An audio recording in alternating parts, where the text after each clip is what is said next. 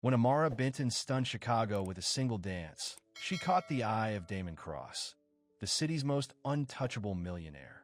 But a viral moment sparks more than attraction. It ignites secrets, ambition, and a love that could cost them everything. Before we get into the story, comment below where in the world you are watching from today. The lights of downtown Chicago sparkled like diamonds against the night sky. At the top of the Reynolds Building, the Skyline Lounge hummed with activity. Beautiful people with expensive clothes filled every corner, their laughter mixing with the smooth jazz that played through hidden speakers. Damon Cross sat at the best table, surrounded by friends who weren't really friends. At 30, he had everything money could buy: a penthouse apartment, a collection of luxury cars, and a different woman on his arm every weekend. Tonight, he wore a custom-made suit that cost more than what most people made in a month. "Another round," he called out, snapping his fingers without looking up. He checked his reflection in his phone camera, adjusting his perfectly styled dark hair. His friend Jake laughed. "Man, did you see how many likes your last post got? That watch shot by the pool is killing it." Damon smirked. "It's all about the lighting and having the right accessories." He glanced meaningfully at the blonde woman beside him, who giggled on cue. What no one at the table knew was that Damon Cross, despite his millions and his swagger, was empty inside. 3 years ago, Rebecca Miller had left him standing at the altar. Not just left him, humiliated him. She'd run off with her dance instructor 2 days before the wedding, leaving nothing but a note and a returned engagement ring. "I need someone who makes me feel alive," she'd written. The words still burned in his mind. Since then, Damon had built walls around himself. He flaunted his success and treated relationships like business transactions. No emotions, no attachments, no chances to get hurt again. Across the lounge, Amara Benton balanced a tray of empty glasses. At 26, she was newer to the staff, but already one of the hardest workers. Her curly hair was pulled back in a neat bun, and her uniform was spotless despite the busy night. "Table 9 needs another bottle of the expensive stuff," her coworker Tina said, rolling her eyes. "Mr. Fancy Pants is throwing money around again." Amara nodded. "I'll take care of it." 6 months ago, Amara had arrived in Chicago with nothing but 2 suitcases and fading dreams. For years, she'd put her own life on hold to care for her mother, whose rheumatoid arthritis had gradually worsened. Then came Marcus, a boyfriend who'd seemed sweet at first, but slowly chipped away at her confidence until she barely recognized herself. What no one at the lounge knew was that Amara had once been a rising star. At 19, she'd earned a spot at the prestigious Carleton Dance Academy. But during her first major showcase, panic had overwhelmed her. The video of her freezing on stage, then running off in tears, had gone viral in dance circles. The comments had been brutal. "Talent isn't enough if you can't handle pressure.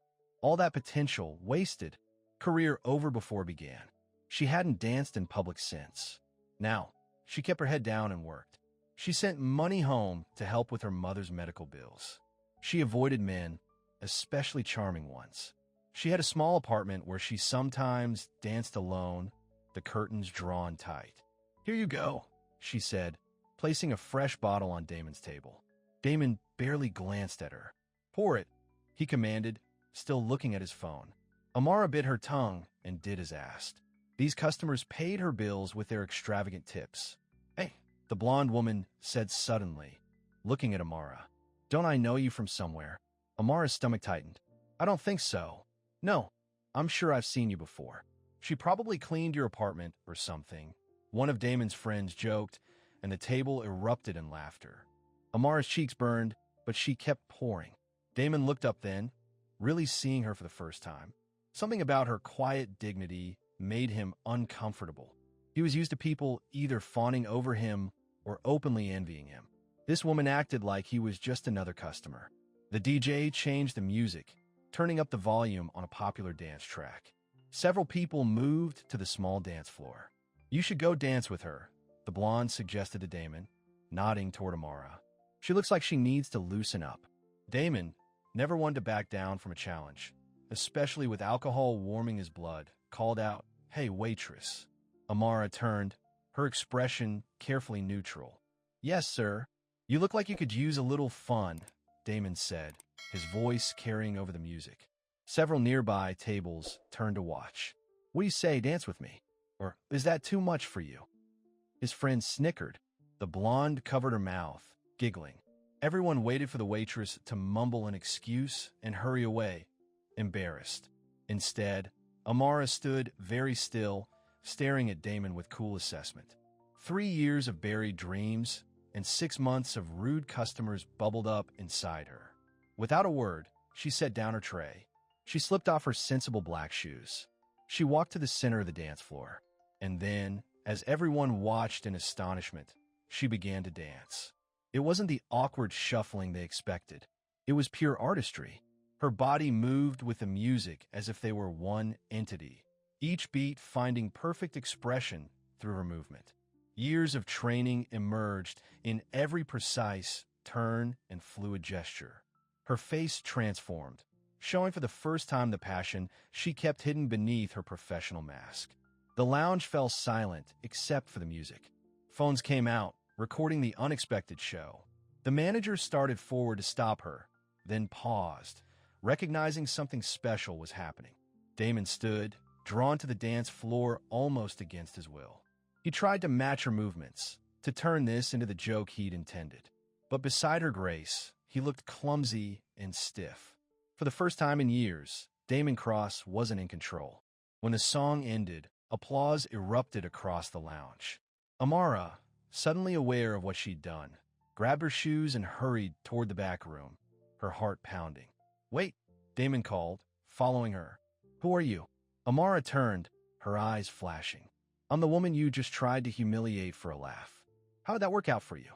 She disappeared through the staff door, leaving Damon standing alone, still feeling the aftershocks of what he'd witnessed.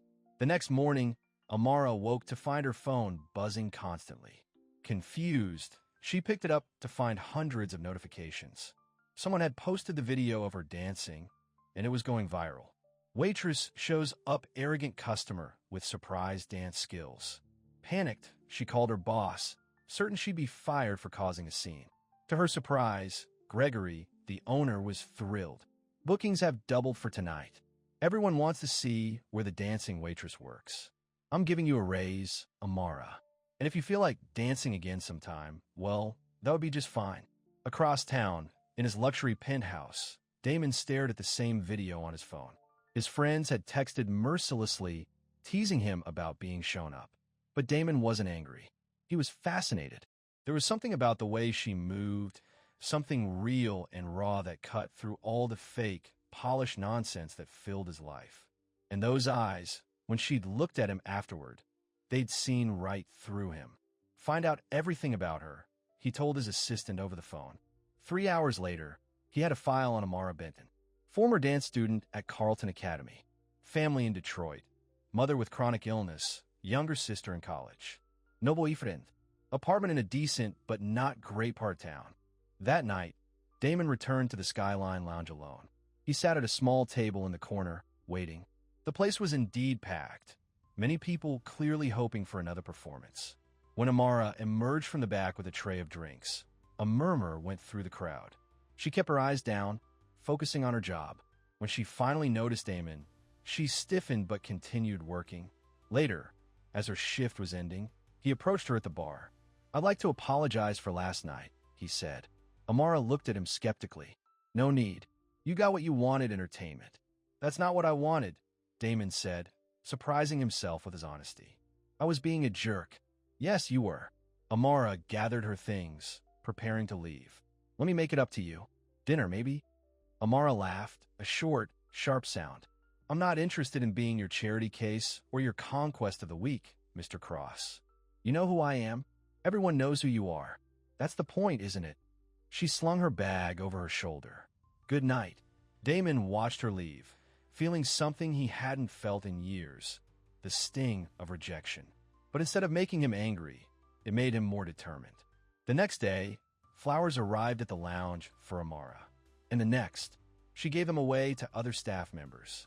On the third day, Damon sent a different gift, information about auditions for the Chicago Contemporary Dance Company. Attached was a note: "You shouldn't be serving drinks." You should be on stage. Amara stared at the paper, emotions warring inside her. Part of her wanted to tear it up. Another part, a part she tried to silence for years, whispered that maybe it was time to try again. That night, when Damon appeared at the lounge, Amara approached his table. "Stop sending things to my workplace," she said quietly. "Have dinner with me." "And I will," he replied. "Why are you doing this?" "There are dozens of women who would love your attention." Damon looked up at her, suddenly serious. "Because when you danced, it was the first real thing I've seen in years." Something in his voice made Amara pause. Against her better judgment, she found herself saying, "One dinner. That's it." Damon smiled, a genuine smile that transformed his handsome face. "I'll pick you up tomorrow at 8. As Amara walked away, she wondered if she was making a terrible mistake. Men like Damon Cross didn't pursue women like her without an agenda. But the thought of dancing again, of possibly reclaiming that lost part of herself, it was a temptation too strong to resist. What she didn't know was that Damon had his own reasons for pursuing her. Reasons tied to his deepest humiliation. Reasons that had nothing to do with the unexpected way his heart raced when she was near. Neither of them realized that their lives were about to change forever, starting with one dinner that would lead to places neither could imagine. Amara stared at her closet, frustration building.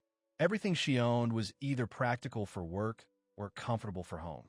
Nothing seemed right for dinner with a man like Damon Cross, who probably judged outfits the way food critics judged meals.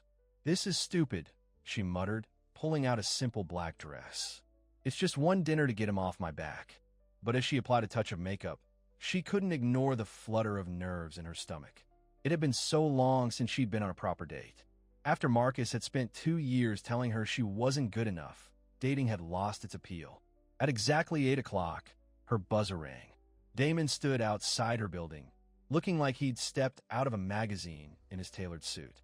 No driver, no flashy car at the curb. Just him. "You came alone," Amara said, surprised. "I thought you might be more comfortable that way." He offered his arm. "There's a nice restaurant just a few blocks from here. I thought we could walk, if that's okay with you." As they walked, Amara waited for Damon to launch into stories about himself, his money, his success. That's what Marcus had done on every date, talked endlessly about his ambitions while barely asking her a single question. Instead, Damon asked, "How long have you been dancing?" The question caught her off guard. "Since I was 5. My mother found a community program that offered free lessons." "You're very good, professionally trained." Amara hesitated. "I was for a while." "What happened?" She shook her head.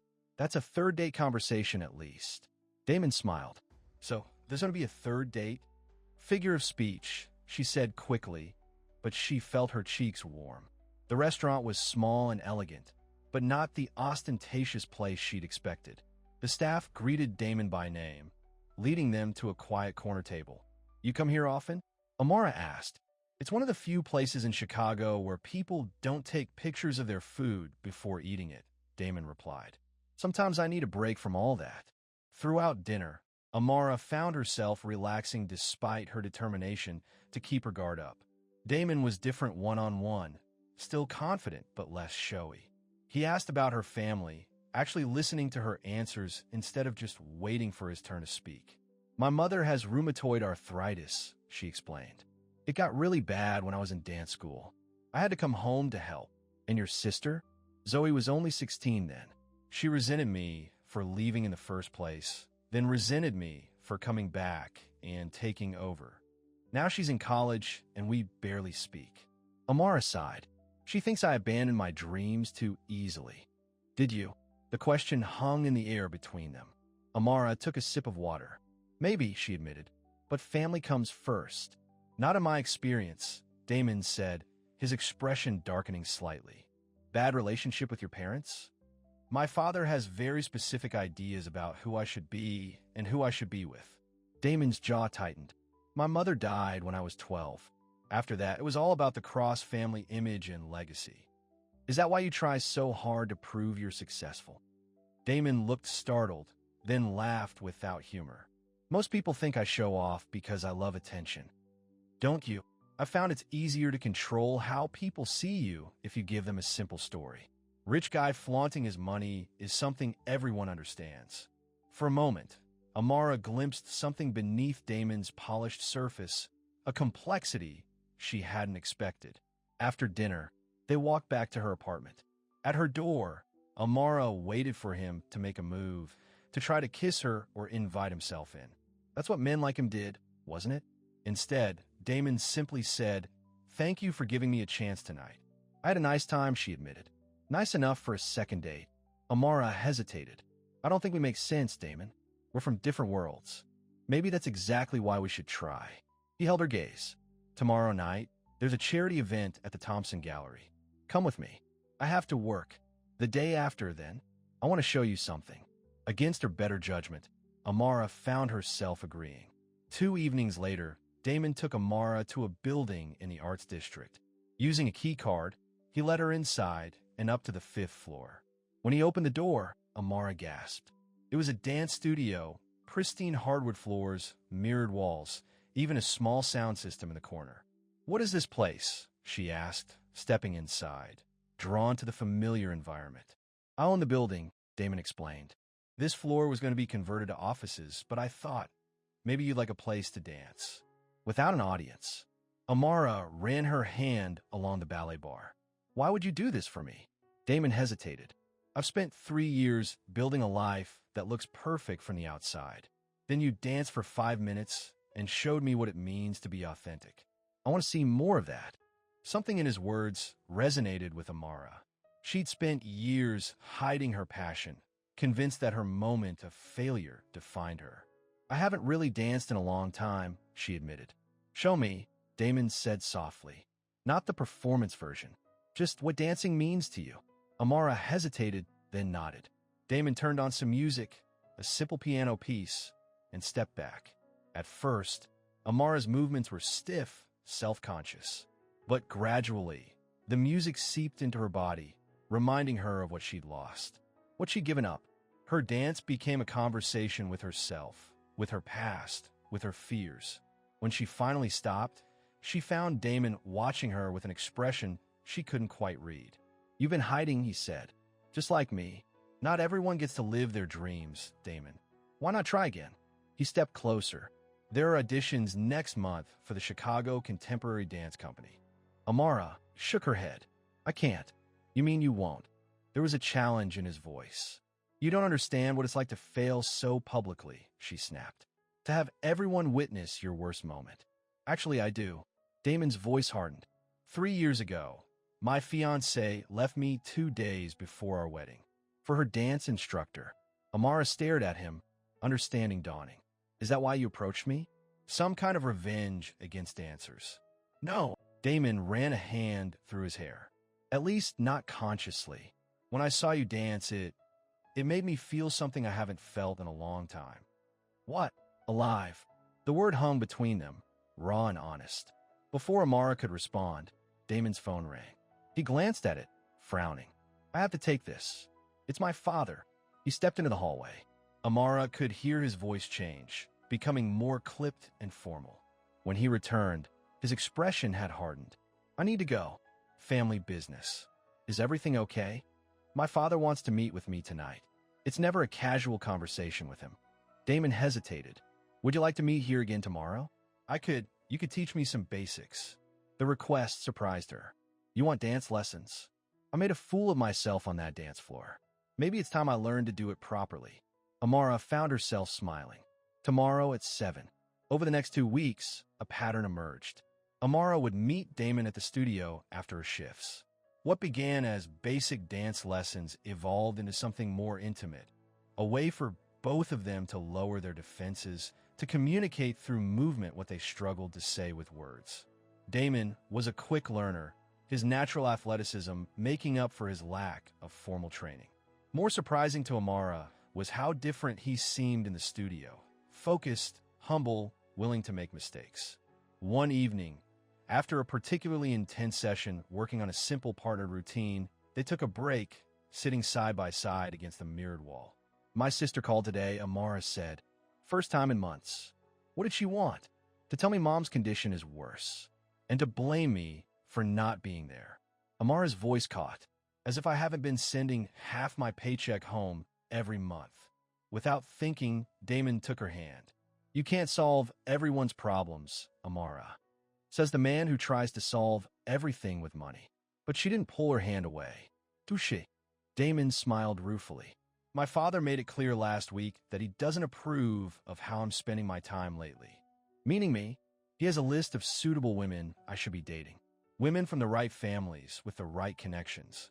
Women who aren't waitresses, Amara said flatly. I don't care what he thinks. Don't you? She looked at him directly. Isn't that why you've built this whole perfect image? To prove something to him. The question hit too close to home.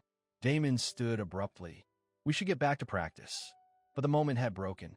Soon after, they called it a night. Outside the building, standing on the sidewalk, Damon said, I'm sorry. You were right about my father. I've spent my whole life trying to prove I'm successful on my own terms, not his. But in the process, I've become exactly the kind of shallow person he wanted. You're not shallow, Damon. Not really. Amara touched his arm. You just got lost somewhere along the way. Something shifted between them. Damon leaned down, his intention clear. Amara knew she should step back, protect herself from what would surely be another heartbreak. Instead, she found herself meeting him halfway. The kiss was gentle at first, tentative. Then, like their dancing, it found its own rhythm, deepening into something neither had expected. When they finally pulled apart, Amara whispered, This is a bad idea. Probably, Damon agreed, his forehead resting against hers. Do you want to stop? She shook her head. The next morning, Amara was awakened by her phone ringing. It was her sister, Zoe. I'm coming to Chicago, Zoe announced without preamble. Mom needs to see a specialist there, and I'm bringing her. That's great, Amara said, sitting up in bed. When? Tomorrow.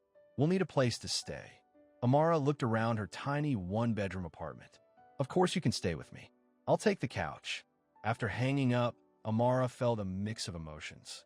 She was glad to see her mother, but Zoe's cold tone suggested this visit wouldn't be easy. When she arrived at work that afternoon, she was surprised to find flowers waiting for her.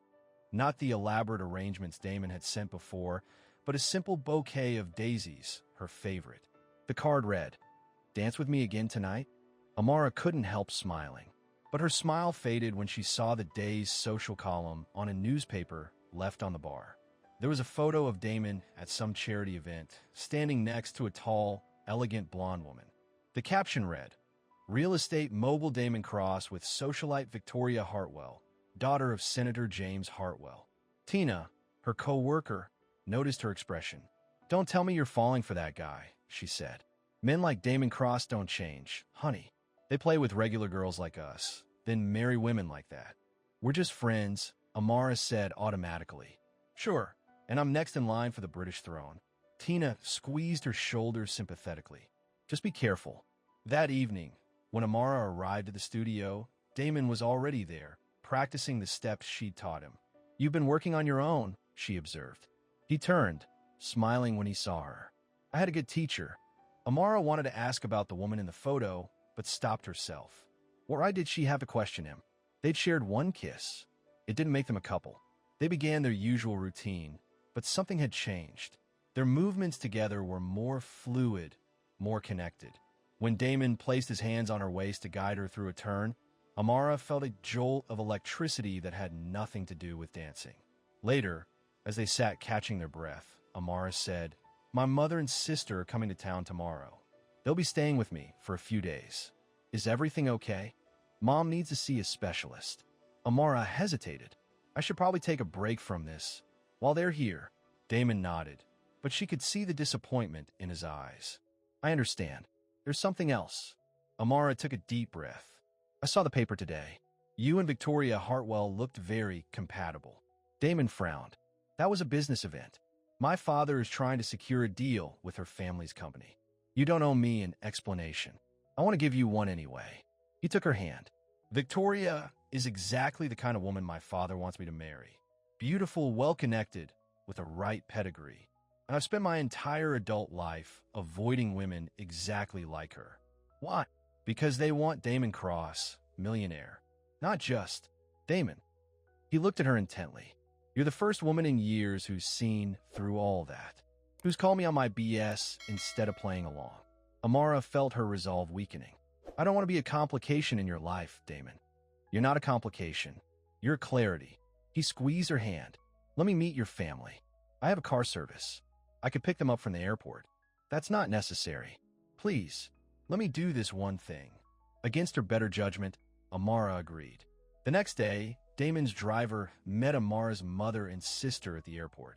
Amara waited anxiously at her apartment, having spent the morning cleaning and preparing the small space as best she could. When they arrived, Amara was shocked by her mother's appearance. Margaret Benton had always been a strong woman, but now she looked frail, her movements careful and measured. Zoe, at 20, had their mother's high cheekbones but none of her warmth. She surveyed the apartment with barely concealed disapproval. "So this is where you've been hiding," Zoe said, her tone sharp. "I haven't been hiding," Amara replied, helping her mother to the couch. "How was your flight, Mom?" "Long," Margaret said, smiling weakly. "But worth it to see my girl." Zoe set down their bags. "Nice service you arranged. Didn't know waitressing paid so well these days."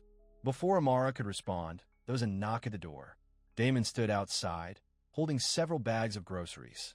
"I thought you might need some supplies," he said, then noticed the others. "You must be Mrs. Benton." "And Zoe. I am Damon, a friend of Amara's."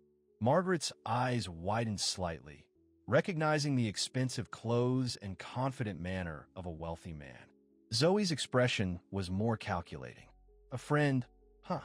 she said, looking between them. "What kind of friend sends a private car for his waitress's family?" "Zoe," Amara hissed. "The kind who values your sister very much," Damon replied smoothly.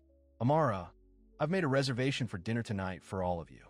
Nothing fancy, just a nice place where they make accommodations for people with mobility issues." "That's very thoughtful," Margaret said before Amara could object. After Damon left, promising to return at 7, Zoe cornered Amara in the tiny kitchen. "What are you doing?" she demanded. "Guys like that don't date girls like us without an agenda." "We're not dating," Amara protested, though the words fell hollow after their kiss. "Then what is he? Your charity case?" Zoe shook her head. "You always do this. Mom gets sick, you give up dancing. Marcus treats you like garbage, you take it. Now some rich guy shows interest, and you're going to let him use you until he gets bored." Amara slammed a cup down on the counter. "You don't know anything about my life, Zoe. You've been judging me from a distance for years. At least Damon took the time to actually get to know me." From the living room, their mother called. "Girls? Everything okay in there?" "Fine, Mom." They answered in unison, falling back into old patterns despite the tension between them. That evening, dinner was a strained affair. Damon was charming and attentive, especially to Margaret, asking thoughtful questions about her treatment and offering to connect her with specialists he knew. Zoe remained suspicious, watching every interaction with narrowed eyes.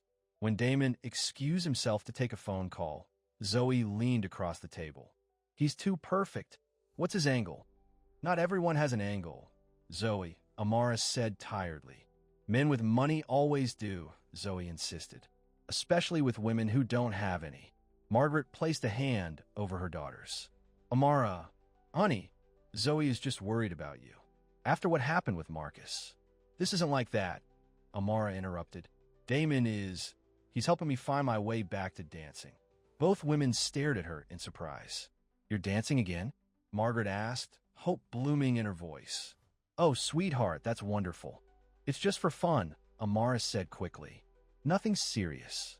Outside the restaurant, Damon was having a very different conversation. His father's voice came through the phone, cold and demanding. "The Hartwell deal is crucial, Damon. Victoria is expecting you to escort her to the fundraiser next week." "I told you, I'm not interested in Victoria. This isn't about your interest. It's about business." His father's voice hardened. "I've been hearing rumors about you spending time with some waitress. Tell me you're not that stupid." "Her name is Amara, and she's a dancer," Damon said, anger rising. "And my personal life is none of your business. Everything with the cross name on it is my business. I built this company from nothing. I won't have you throwing away opportunities because you're thinking with the wrong body part. I have to go, Damon said tightly. Fix this, Damon, or I will. The threat hung in the air even after Damon ended the call. He took a deep breath, straightening his shoulders before returning to the table with a smile that didn't quite reach his eyes. Later that night, after driving the Bentons back to Amara's apartment, Damon pulled Amara aside in the hallway. I need to tell you something, he said. My father is pressuring me about some business dealings with the Hartwells. He wants me to take Victoria to an event next week. Amara felt a knot form in her stomach. Are you going to? I don't want to, but the deal is important for a lot of people who work for us. Damon ran a hand through his hair, frustrated. This is exactly why I've kept my personal and professional lives separate. I don't want to drag you into this mess. Maybe you should go, Amara said quietly. It's just business, right? It doesn't feel that simple anymore.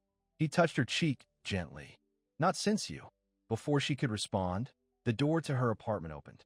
Zoe stood there, arms crossed. Mom's asking for you, she said to Amara, her gaze flickering between them suspiciously. As Amara went inside, Zoe remained in the doorway, facing Damon. My sister has been hurt enough, she said bluntly. If you're just playing some game with her, end it now. I care about Amara, Damon replied. More than I expected to. That's not the same as being good for her. Zoe's expression was challenging.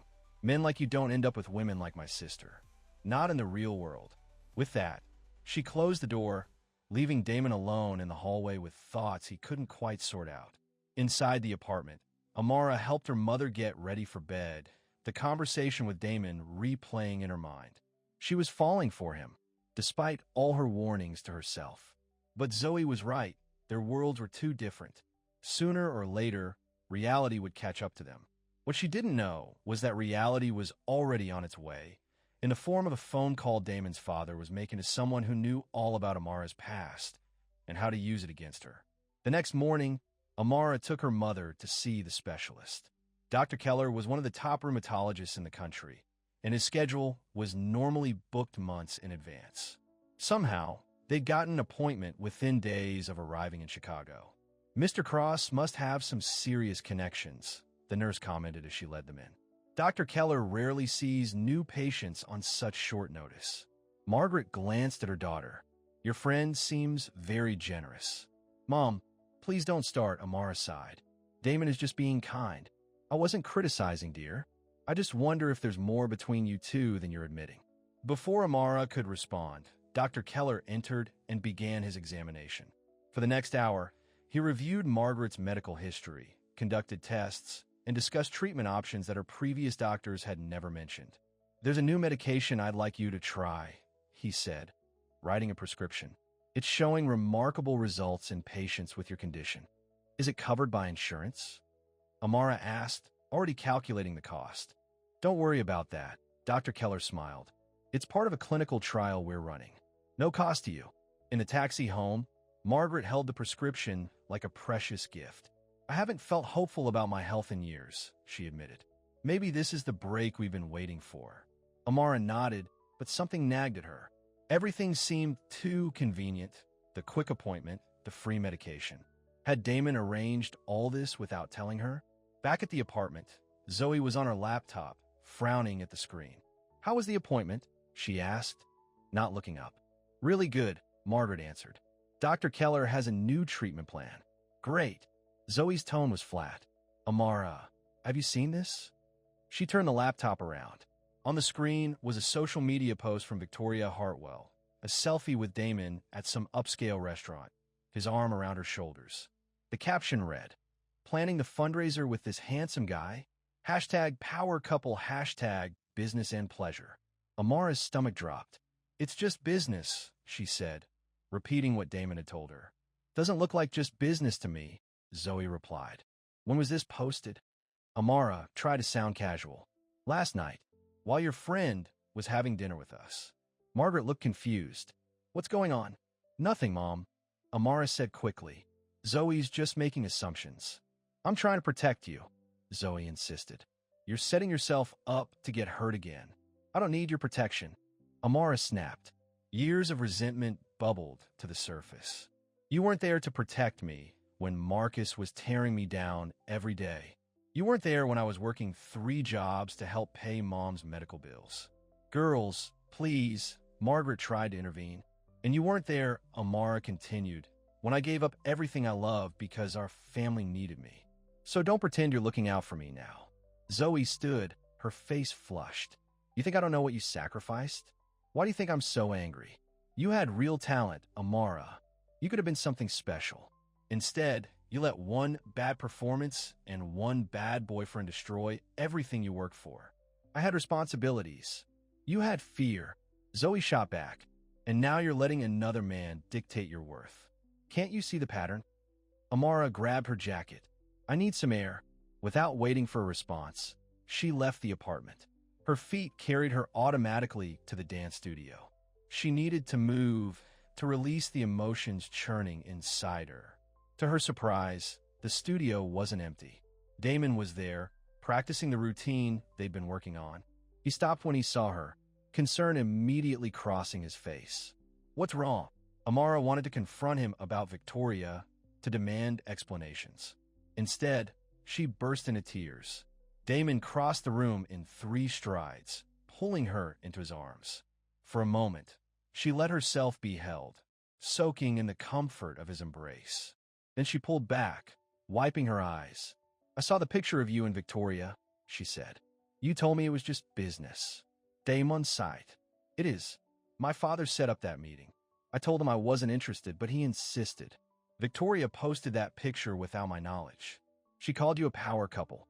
Victoria sees me as a business opportunity, nothing more. Damon took her hands. You're the one I care about, Amara.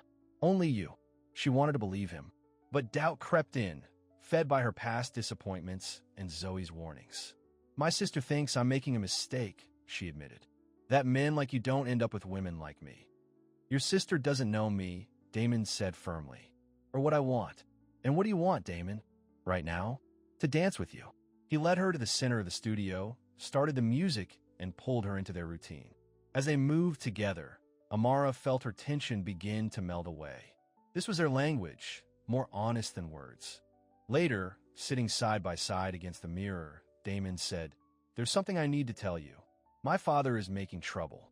He's threatened to cut me off if I don't cooperate with the Hartwell deal. Would that be so terrible?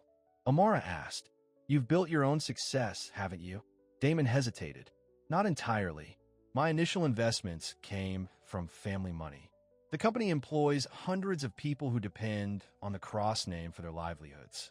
So you have to do what he wants. I'm trying to find another way. He turned to face her. I've spent years living by his rules. Then I met you, and suddenly none of it seems to matter as much. I don't want to be the reason you lose everything, Amara said softly. You're the reason I'm finding what really matters. Damon leaned closer, his voice low. Come to the fundraiser with me.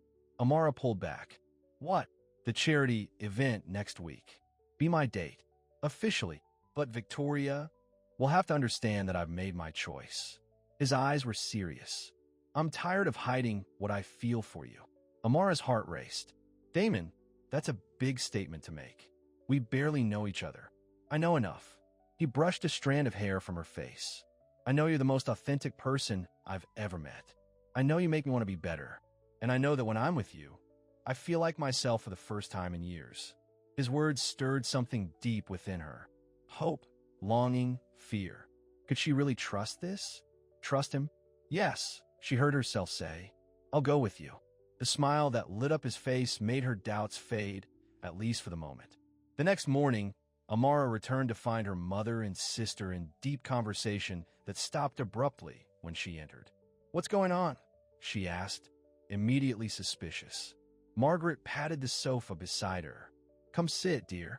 We need to talk. About what? We think you should come home, Margaret said gently. Back to Detroit. Amara stared at them. Why would I do that? My life is here now. Is it? Zoe challenged. A waitressing job and a rich boyfriend who's probably just using you. Zoe, that's enough. Margaret scolded. Amara, what your sister's trying to say, badly, is that we miss you. And with this new treatment, I might be able to go back to teaching part-time. The dance studio where you used to take lessons is looking for an instructor. You want me to teach children's ballet? Amara couldn't keep the disbelief from her voice. Mom, I was on track for a professional career before. Before you choked, Zoe finished. We know, but that was years ago, Amara. Maybe it's time to accept that some dreams don't come true and find a new path. The word stung because part of Amara feared they were true. What if she never overcame her stage fright? What if she was fooling herself, thinking she could dance professionally again? I need to think about it, she said finally. Her phone buzzed with a message from Damon. Picked up your dress for the fundraiser. Can't wait to see you in it. A flutter of excitement competed with her doubts. Damon believed in her. He saw something in her that even she had forgotten was there.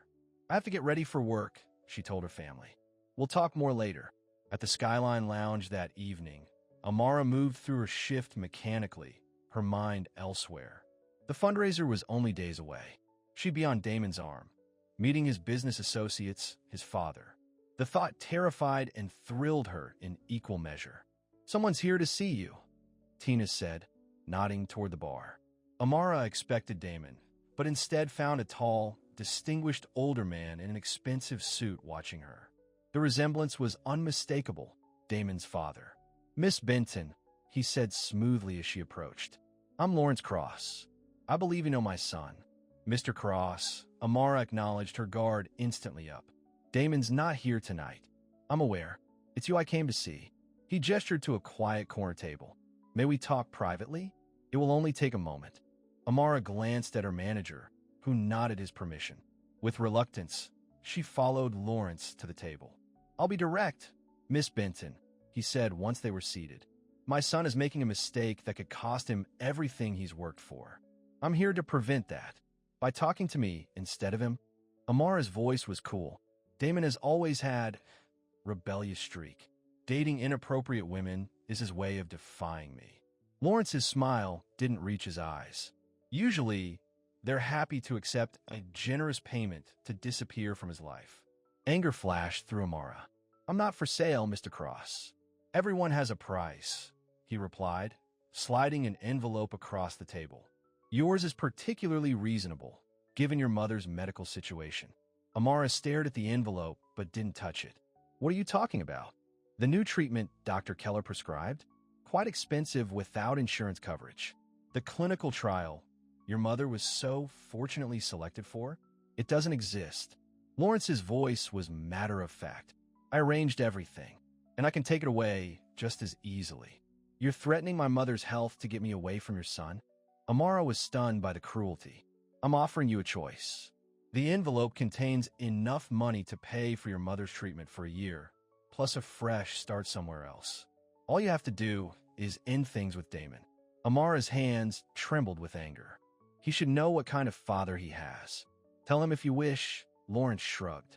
He's heard worse from me. But consider this. The Hartwell partnership means security for hundreds of employees. Would you really put all those jobs at risk for a fling that has no future? You don't know anything about us. I know my son. Once the novelty wears off, he'll move on. They always do. Lawrence stood. Think about it, Miss Benton. You have until the fundraiser to decide. After he left, Amara sat frozen, the untouched envelope like a ticking bomb on the table. She wanted to call Damon immediately to tell him everything. But doubt crept in. What if his father was right? What if their relationship was just Damon's way of rebelling? And her mother's treatment, could she really risk that? The day of the fundraiser arrived. Amara hadn't told Damon about his father's visit. She'd been distant, making excuses to avoid seeing him, needing time to think. The dress he'd sent was stunning, a deep blue gown that fit her perfectly, making her look like someone who belonged in his world. As she stared at her reflection, her sister appeared in the doorway. You look beautiful, Zoe admitted grudgingly. Thanks. Amara smoothed the fabric nervously. I feel like I'm playing dress-up. Zoe sat on the bed. I've been hard on you. About Damon, about everything. You're just worried. No, it's more than that. Zoe looked down. I've been jealous. You were always the talented one, the special one. Then you gave it all up to take care of Mom, and I resented you for being so perfect, for making me feel selfish for wanting my own life. Amara sat beside her sister. I've never been perfect, Zoe. I've just been doing the best I could. I know that now. Zoe took her hand. But I also know you deserve more than being a waitress. You deserve to dance again, to really dance.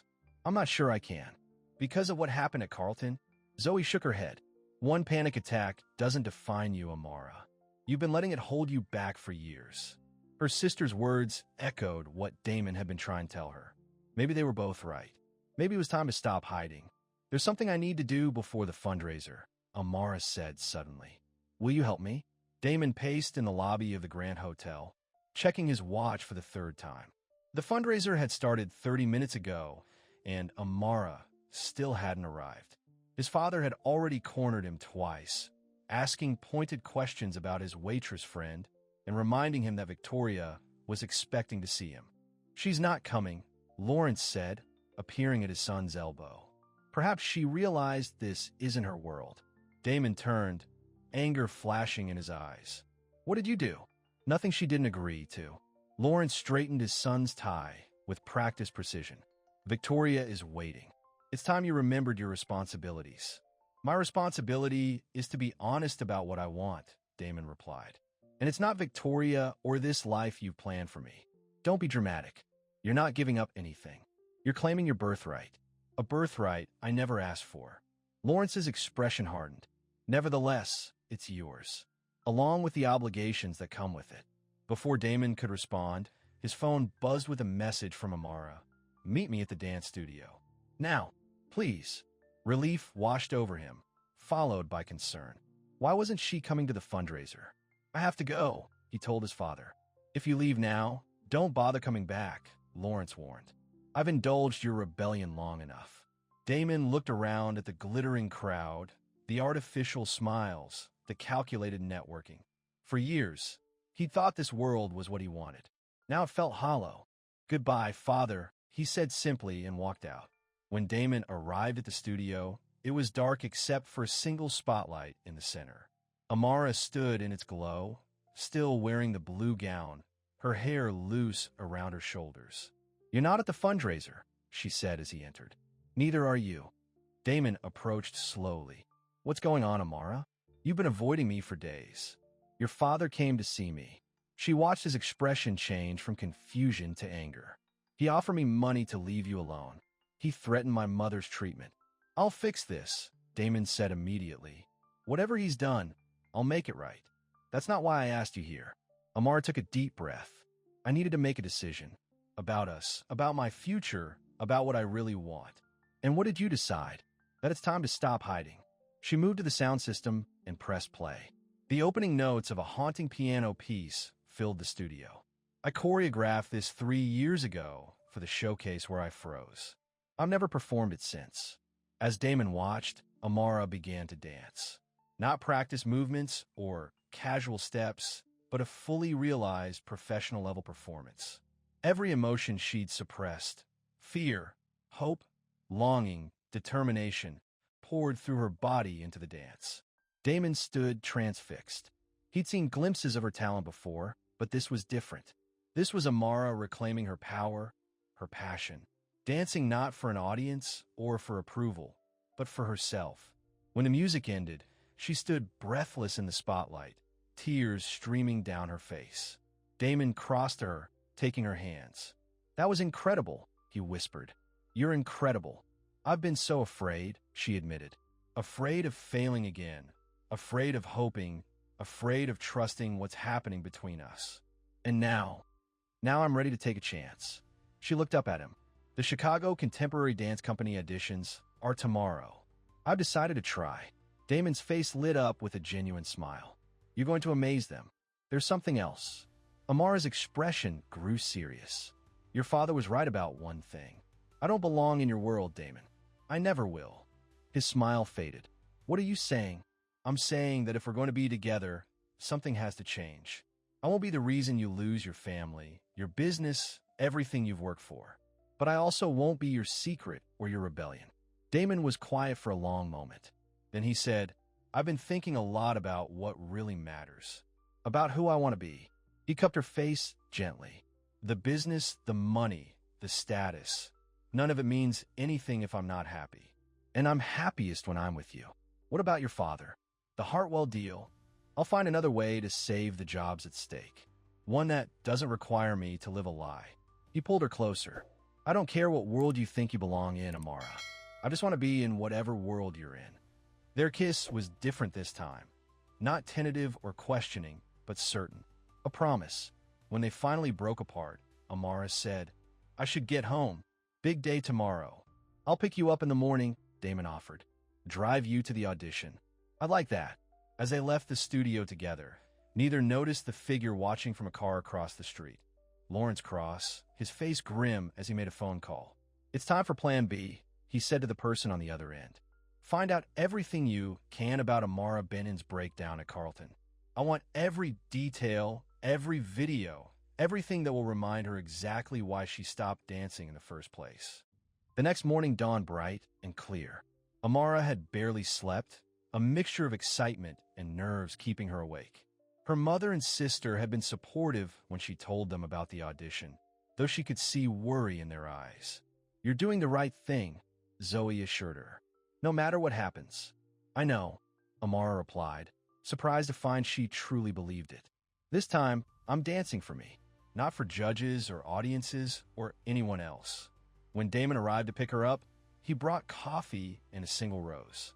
For luck, he said, handing her the flower, though you don't need it. The drive to the Chicago Contemporary Dance Company was quiet, Amara lost in mental preparation. The building was imposing, all glass and steel, intimidating in its modern elegance.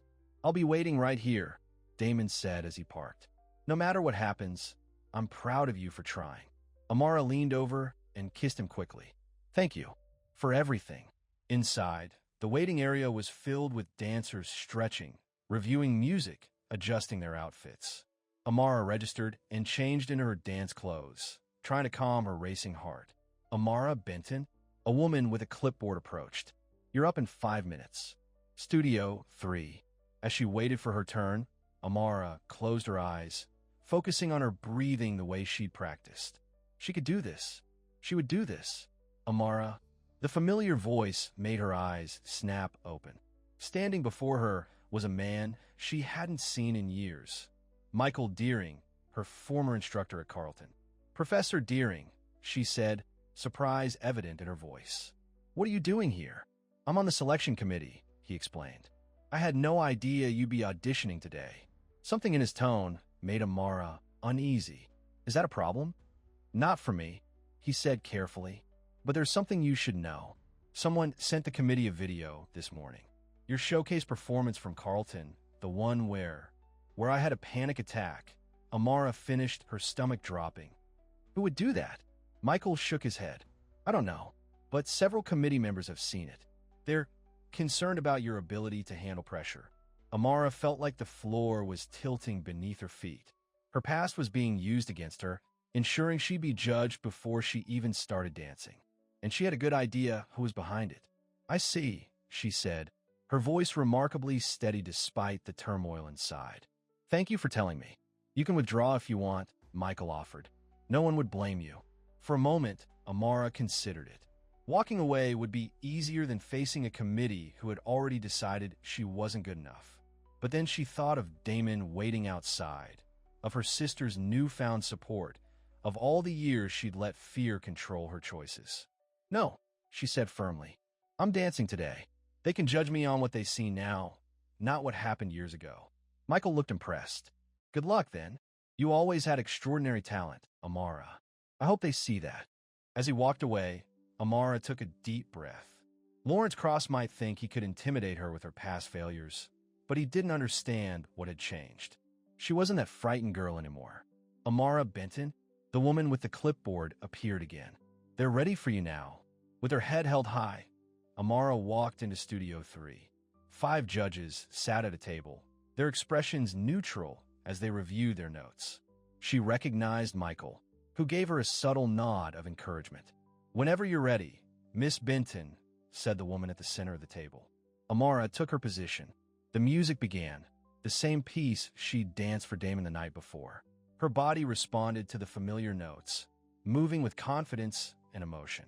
As she danced, she forgot about the judges, about Lawrence's machinations, about everything except the joy of movement.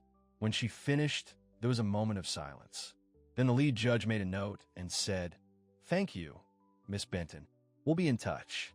Outside, Damon was waiting anxiously. How did it go? Amara told him everything about Michael, the video, her decision to dance anyway. "My father," Damon said, his voice tight with anger. "He must have had someone dig up the old footage." "It doesn't matter," Amara replied, surprising herself with how much she meant it. "I dance my best. Whatever happens now, I face my fear. That's what counts." Damon pulled her into an embrace. "You're amazing, you know that?" Over his shoulder, Amara noticed a sleek black car pulling up to the curb. The window lowered, revealing Lawrence Cross's stern face. He stared at her for a long moment, then drove away. "Your father was just here," she told Damon. "Let him watch," Damon said defiantly. "I'm done hiding how I feel about you." As they walked to Damon's car, Amara's phone rang. It was a number she didn't recognize. "Hello, Miss Benton? This is Diana Reed from the Chicago Contemporary Dance Company. The committee was very impressed with your audition today." Amara froze, her heart pounding. "Thank you. We'd like to offer you a position in our upcoming production. It's a featured role in our new contemporary piece. Would you be interested?" "Yes," Amara said, her voice barely above a whisper. "Yes, I would." "Excellent. There's just one condition." Diana paused. "We've noticed you've been getting some attention recently. A viral video with a certain businessman, social media speculation. The company prefers its dancers to maintain a professional image, free from drama." Amara's joy faded. "What are you saying?" "Simply that your personal life should remain personal. The company doesn't want to be associated with tabloid stories or wealthy patron scandals. You understand." They were asking her to choose dance or Damon. The opportunity she'd dreamed of, or the man who had helped her believe in herself again. "I need to think about it," she told Diana. "Of course. We'll need your answer by tomorrow." After hanging up, Amara turned to Damon, who was watching her with concern. "What happened? Who was that?" She told him everything, watching his expression shift from joy to understanding to resignation. "They're offering you everything you've worked for," he said quietly. "At a price," Amara replied. "They want me to distance myself from you, from our scandal. What are you going to do?" Amara looked up at the man who had dared her to dance again, who had believed in her when she didn't believe in herself. Then she looked at the dance company building, symbol of everything she'd once dreamed of. "I don't know," she admitted. "I really don't know." Amara couldn't sleep that night. The ultimatum from the dance company played over and over in her mind. A featured role in their production, the opportunity she'd dreamed of for years. All she had to do was distance herself from Damon, the man who had helped her find her courage again. "What are you going to do?" Margaret asked, finding her daughter sitting by the window in the early morning light. "I don't know, Mom." Amara sighed. "Dance has been my dream since I was a little girl." "But Damon has become important to you," Margaret finished, sitting beside her. "I've seen the way you look at each other." "It's not just that." Amara turned to her mother. "The principle of it bothers me. They're judging me based on who I'm dating, not my talent. Sometimes life forces hard choices on us," Margaret said gently. "Like when you came home to help me instead of continuing at Carleton. I've never regretted that decision, Mom." "I know, sweetheart, but I've regretted needing you to make it." Margaret took her daughter's hand. "I don't want to see you sacrifice another dream, even for love." "What would you do?" Amara asked. Margaret smiled sadly. "I gave up dancing to marry your father. I don't regret the family we created, but sometimes I wonder what might have been." She squeezed Amara's hand. "Whatever you decide, make sure it's what you truly want, not what you think you should do for someone else." From the hallway, Zoe had been listening. She entered the room, her expression unusually serious. "I think you should take the job," she said. Amara looked up in surprise. "You do? You've put everyone else first for years. Mom, me, even your lousy ex-boyfriend." Zoe sat on Amara's other side. "It's time you put yourself first." "But Damon, if he really cares about you, he'll understand," Zoe insisted. "And he'll wait until you've established yourself." Amara wasn't so sure. The dance company hadn't just asked for temporary distance. They made it clear they didn't want the drama of her connection to the Cross family at all. Her phone buzzed with a text from Damon. "We need to talk. Meet me at the studio at 10. Damon had also spent a sleepless night. After dropping Amara at her apartment, he had driven to his father's house, determined to confront him about interfering in Amara's audition. Lawrence had been coldly unapologetic. "I did what was necessary to protect you from yourself," he'd said. "This infatuation is clouding your judgment." "It's not an infatuation," Damon had replied. "I love her." The words had surprised him as much as his father. Until that moment, he hadn't fully acknowledged the depth of his feelings for Amara. Lawrence had laughed dismissively. "Love? You barely know the girl." "I know enough," Damon had insisted. "I know she's brave and talented and real in a way no one in our world is. I know she makes me want to be better. And I know I'm not giving her up because you disapprove." "Then you leave me no choice," Lawrence had said, his voice hardening. "If you continue this relationship, you're out of the company. I'll remove you from the board, freeze your accounts, everything. The Cross name still means something, and I won't have you dragging it through the mud for a waitress with delusions of grandeur." "She's a dancer," Damon had corrected. "A brilliant one, and if you'd bother to actually see her perform, you'd know that. Your mother would be so disappointed in you," Lawrence had said, playing his final card. Damon had stiffened at the mention of his mother. "Don't bring her into this. She would have wanted me to be happy. She would have wanted you to be responsible, to honor your obligations. My obligation is to be honest about what I want." Damon had turned to leave. "And it's not this life you've planned for me." Now, as he waited for Amara in the studio, Damon paced nervously. He had made his decision during the night, but he didn't know how Amara would react. When she arrived, her troubled expression told him she was still torn. "I've been thinking about your situation," he said before she could speak. "The dance company's offer." "Me too," Amara replied. "All night. I want you to take it," Damon said firmly. Amara stared at him in surprise. "You do. Your talent deserves to be seen, Amara. I can't be the reason you give up this opportunity." "But they want me to stay away from you," she protested, "to pretend there's nothing between us." "For now," Damon said, taking her hands. "Just until you've established yourself. Until they see what I already know, that you're extraordinary." Amara searched his face. "You'd be willing to wait? To keep our relationship private? If that's what it takes." He squeezed her hands. "I've been thinking a lot about what I want, about who I want to be, and I've made some decisions of my own." "What kind of decisions?" "I'm leaving Cross Enterprises," Damon said. "My father threatened to cut me off if I didn't end things with you, and I realized I don't care.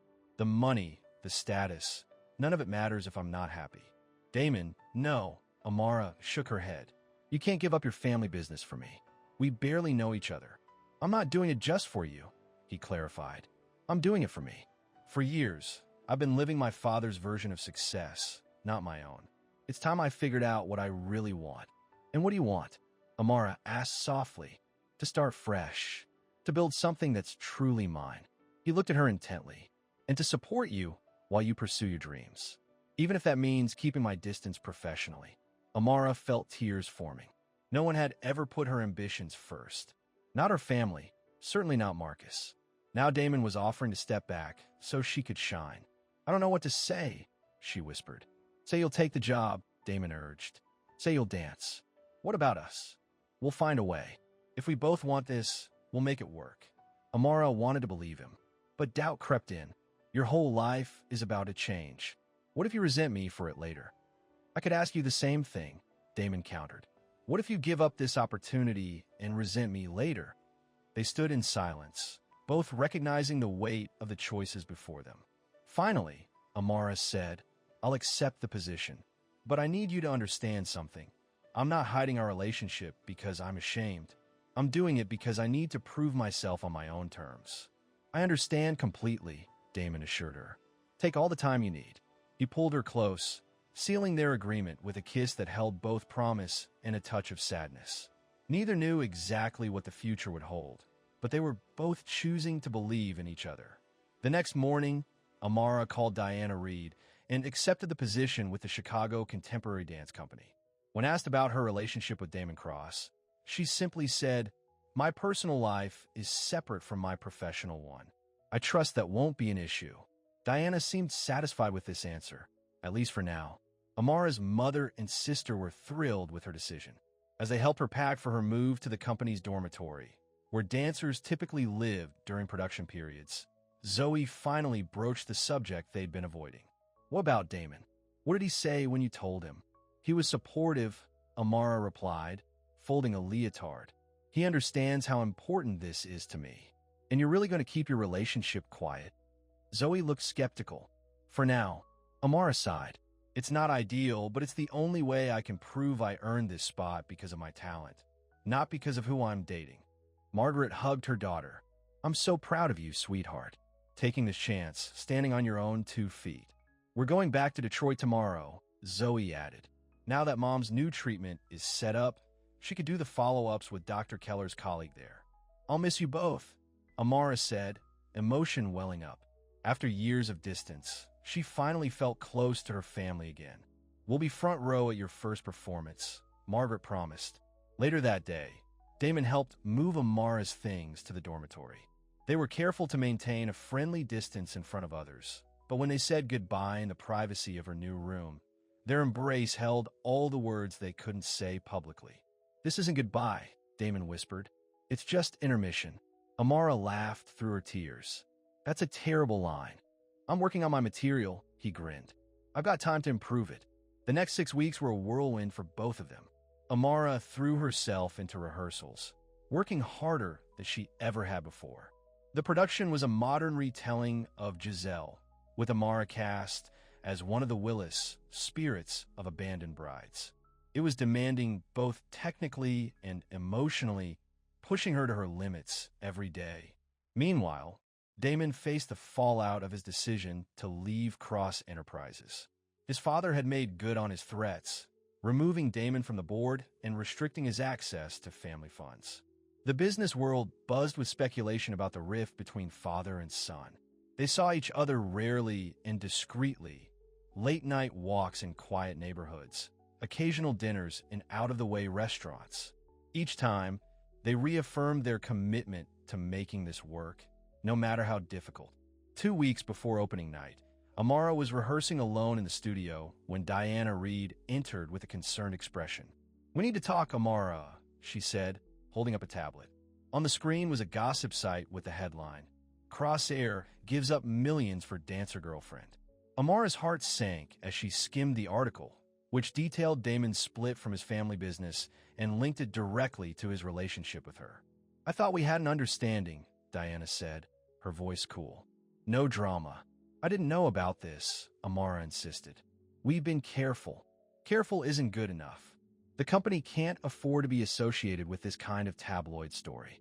Diana's expression softened slightly. "You're very talented, Amara. But talent isn't always enough in this business. Image matters too." "What are you saying?" "I'm saying you have a choice to make. Publicly end whatever is going on with Damon Cross, or we'll need to reconsider your role in the production." After Diana left, Amara sank to the floor, tears of frustration streaming down her face.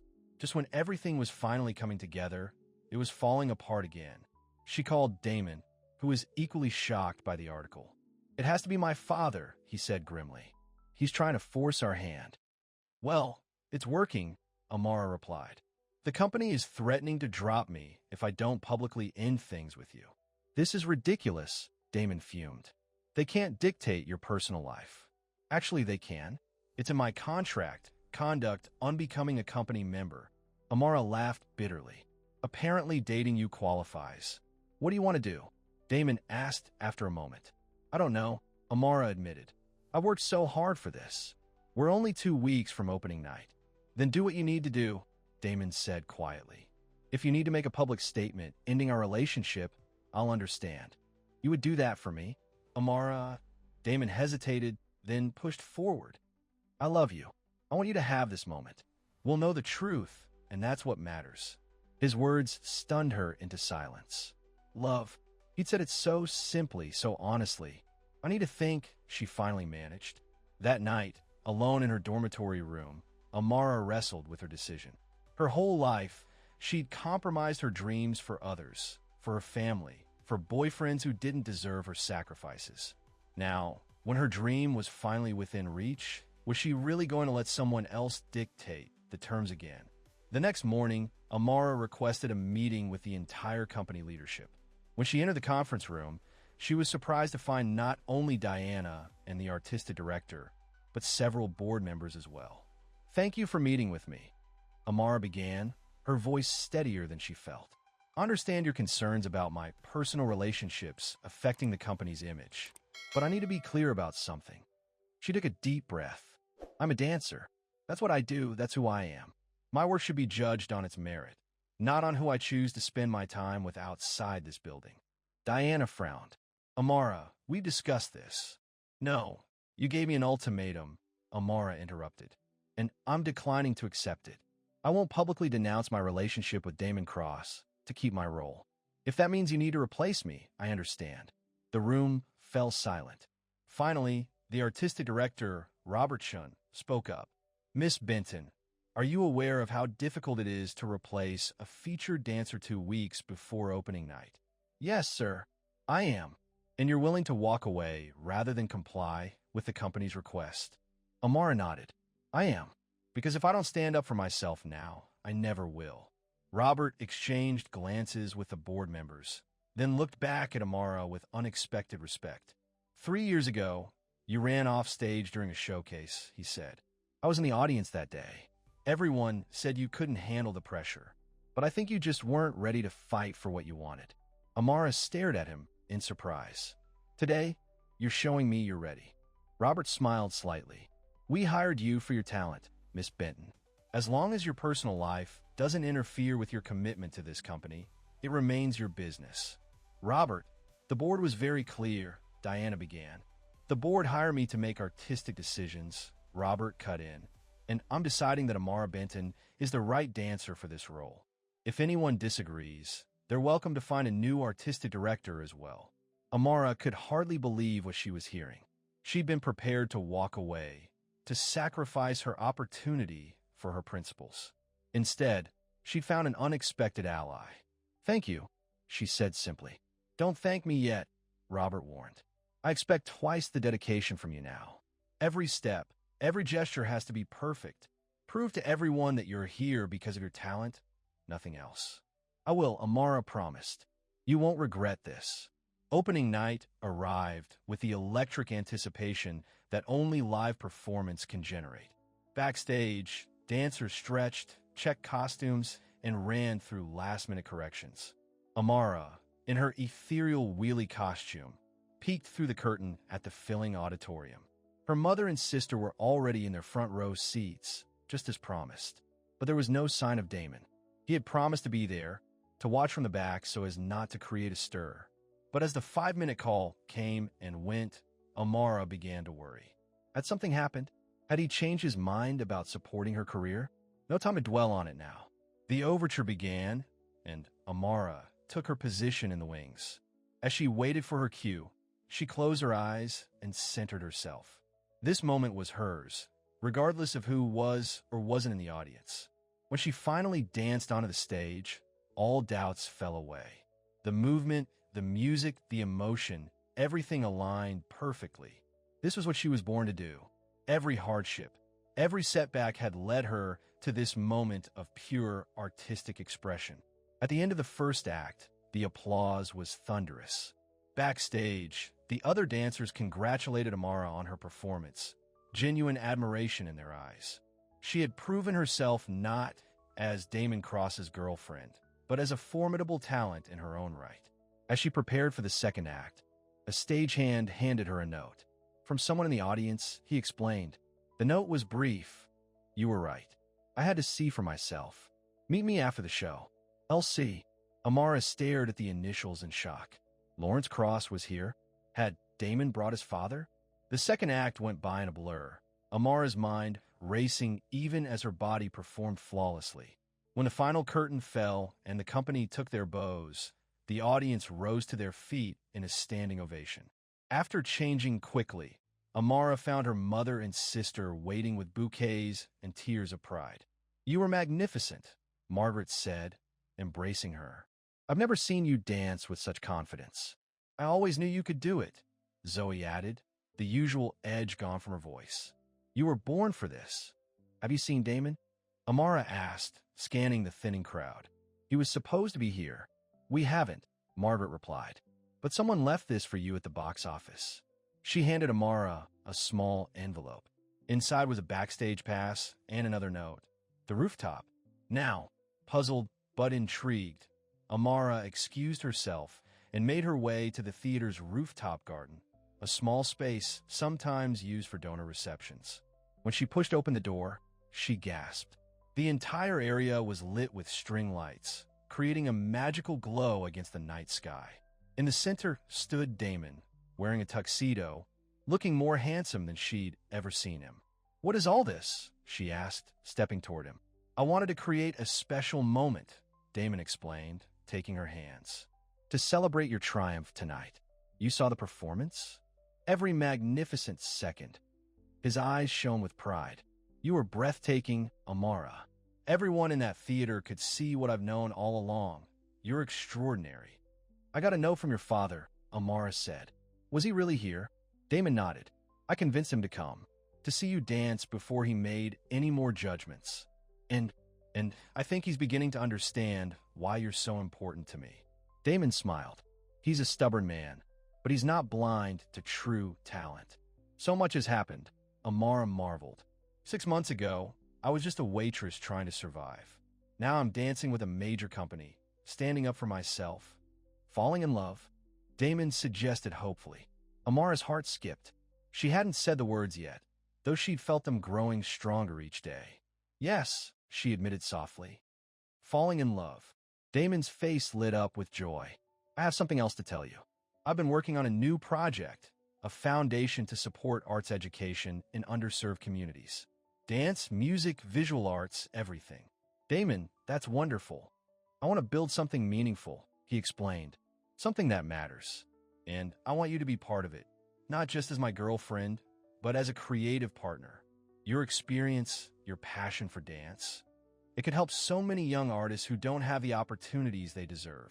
I'd love that, Amara said, touched by his vision. But what about your father?